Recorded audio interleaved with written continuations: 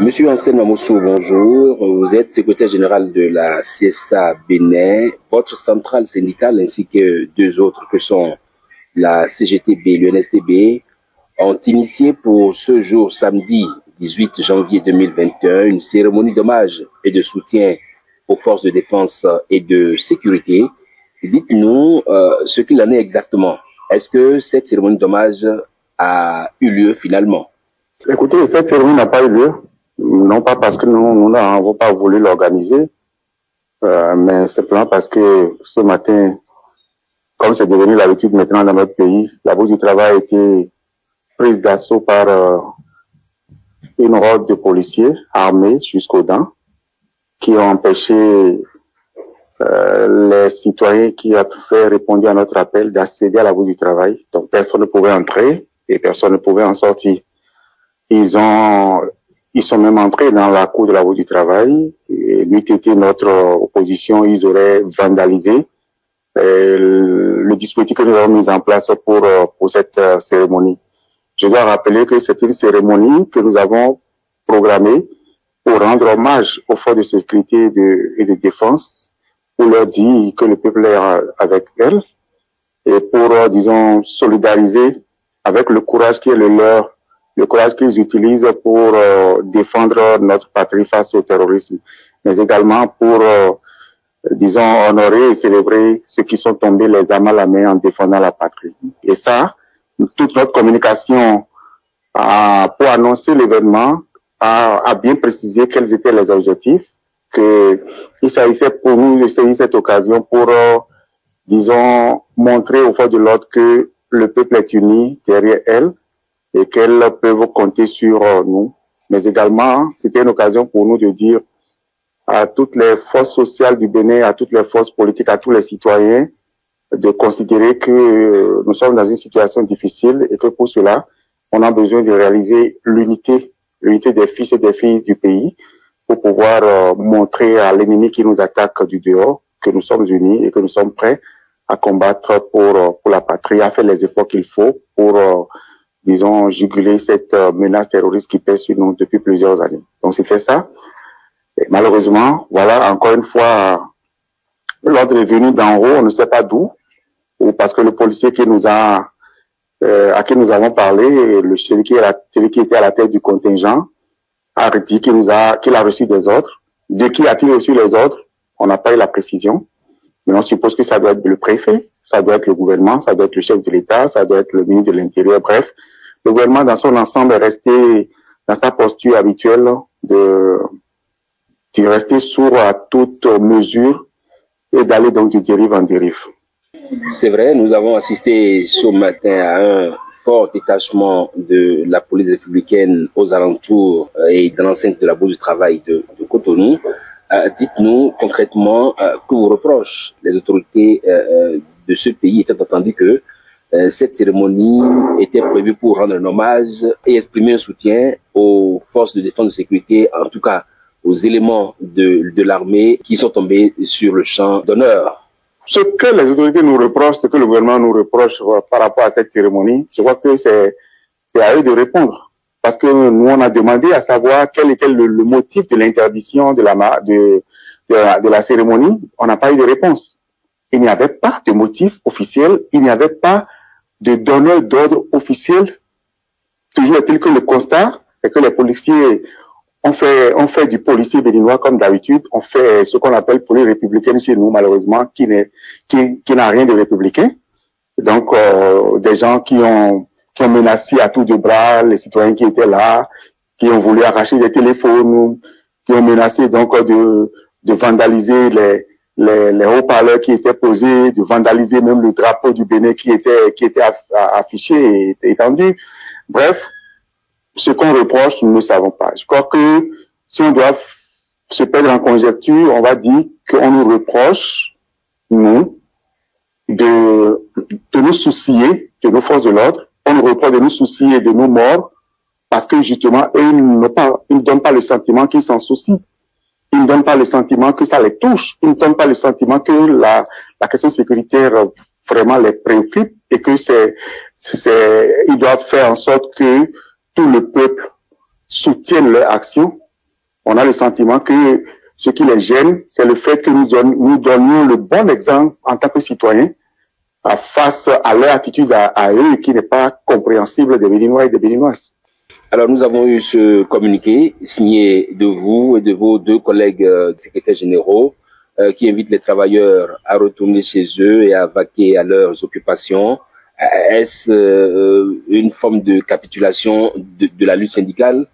Non, non, c'est pas une capitulation. Et j'espère que le gouvernement va faire la bonne lecture de cette déclaration, ce communiqué que nous avons sorti pour appeler les travailleurs et les citoyens à retourner tranquillement à leurs occupations. Parce que, vous voyez, la situation sécuritaire est difficile. Vous voyez ce qui s'est passé la dernière fois à Manikwara. C'est quand vous avez un minimum de compassion, vous devez être touché en imaginant la souffrance de ces camarades, des citoyens qui sont tombés. Vous devez être touché en imaginant ce que nos forces de défense vivent tous les jours pour pouvoir faire face à ces hommes sans foi ni loi. Donc, dans cette sorte d'environnement, est-ce que notre rôle en tant que force sociale, en tant que citoyen responsable, c'est d'en rajouter à la souffrance des populations, par exemple de Cotonou, en créant, disons, en créant des échauffourées là où la police recherche justement l'affrontement? Non, nous avons considéré que notre objectif ultime par rapport à cette cérémonie était justement de nous soucier de ceux qui se battent pour nous, pour la patrie, et non pas d'ajouter de l'huile sur le feu.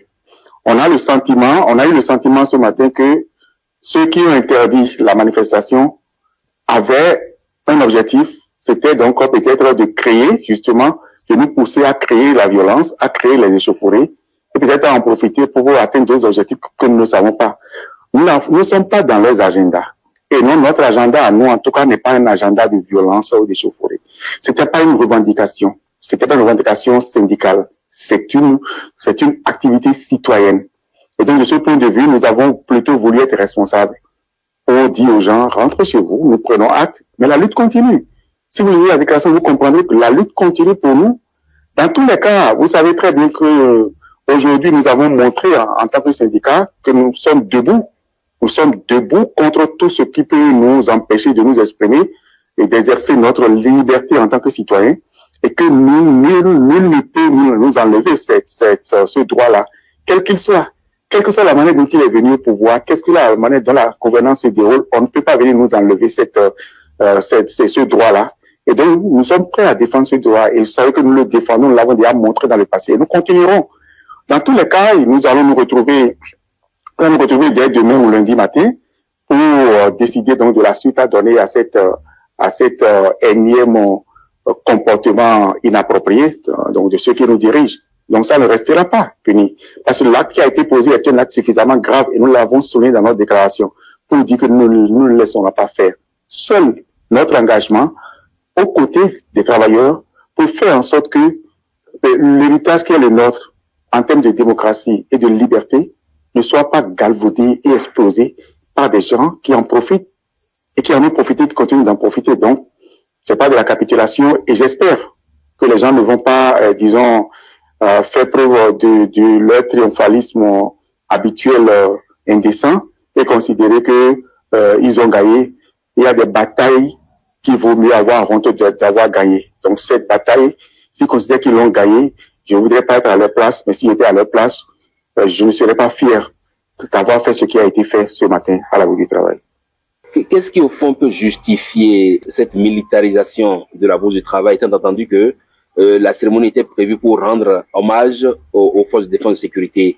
Ce n'était pas une marche. C'était quoi, au fond, la cérémonie? Parce que quand on parle de cérémonie d'hommage et de soutien, c'est vrai que c'est plus ou moins vague. C'est vrai, on a vu quelques images de ce recueillement que vous avez fait au pied de ce monument qui se trouve dans la Bourse du Travail. Dites-nous concrètement, c'était quoi la cérémonie? Ça répondait à quoi, au fond? Je rappelle que la cérémonie, nous avons invité des personnalités, vous savez, pour vous montrer notre bonne foi. Nous avons suffisamment communiqué sur notre déclaration, sur notre intention, nos objectifs. Ce qui fait que le chef de l'état-major était invité à cette cérémonie. Parce que nous avions considéré que c'était à lui de prendre le certificat que nous avons élaboré, que nous avons dénommé la patrie reconnaissante, où nous disons tout notre soutien aux forces de l'ordre. On avait prévu qu'ils reçoivent ce document-là en mai. On avait prévu une gerbe pour la mémoire de tous ceux qui sont tombés, pas seulement les morts du 8 novembre, de tous ceux qui sont tombés, civils comme militaires. Et il était prévu également que le chef d'état-major ou son représentant puisse recevoir cette gerbe-là. On a invité tous les partis politiques de l'opposition comme de la mouvance. L'UP a été invité, le BR, le FCBE, les démocrates. On avait invité la société civile, Alcré, Social Watch. On a invité des imams, l'Union islamique. On a invité l'épiscopat catholique. Bref, pour nous, c'était une occasion de montrer que la nation entière fait corps avec les militaires et les forces de défense qui nous défendent, pour leur montrer, pour leur insuffler encore davantage du courage, de la détermination, et leur dire oui, nous sommes là et nous sommes prêts. Et en même temps dire au gouvernement, vous pouvez compter sur nous. Vous pouvez compter sur nous en tant que citoyens, en tant que force sociale, dans ce combat que vous menez pour nous. Donc, c'était ça, la cérémonie. Il y avait une déclaration dans laquelle nous affirmions à nouveau notre soutien au gouvernement dans cette bataille, dans laquelle nous lui demandions de continuer de faire les efforts qu'il faut pour fournir davantage du matériel aux forces de défense. Nous lui demandions donc de faire tout ce qui est en son pouvoir pour que, disons, la menace terroriste soit conjuguée au passé dans notre pays. C'était tout. C'était tout. Et donc voilà. Et ça aurait duré 30-40 minutes, maximum 1 heure, et on aurait terminé. Donc, qu'est-ce qui peut poser un problème là, à ce niveau? Dites-moi concrètement. Si on n'est pas dans une sorte de frilosité, si on ne développe pas une attitude qui est inquiétante pour les citoyens que nous sommes, est-ce qu'on a besoin de ça? Moi, je veux continuer de croire que ce qui a été fait encore ce matin n'est pas venu du chef de l'État. Je veux continuer de le croire. Et penser que nous sommes encore une fois dans des actes posés par des électeurs habituels, des gens qui sont dans du zèle, qui sont militants, qui sont partisans de dernière heure, ils ont besoin de montrer que c'est eux les plus fidèles, et donc ils sont dans une sorte de saccage de l'action de ceux qui nous gouvernent. Et malheureusement, quand c'est comme ça et que le gouvernement lui-même, celui qui a été élu lui-même ne met pas le haut là, n'arrête pas la dérive, ça continue. Donc, cette question, il faut aller la poser au préfet du littoral. Il faut la poser au directeur de la police républicaine. Il faut la poser au directeur peut-être départemental de la police du littoral. Il faut aller la poser aux policiers zélés que nous avons vers la bourse du travail, qui n'ont pas compris quelle est leur mission républicaine et qui ne font le gros dos que sur les pauvres citoyens désarmés que nous sommes. Donc voilà. Anselme Amoussou, merci.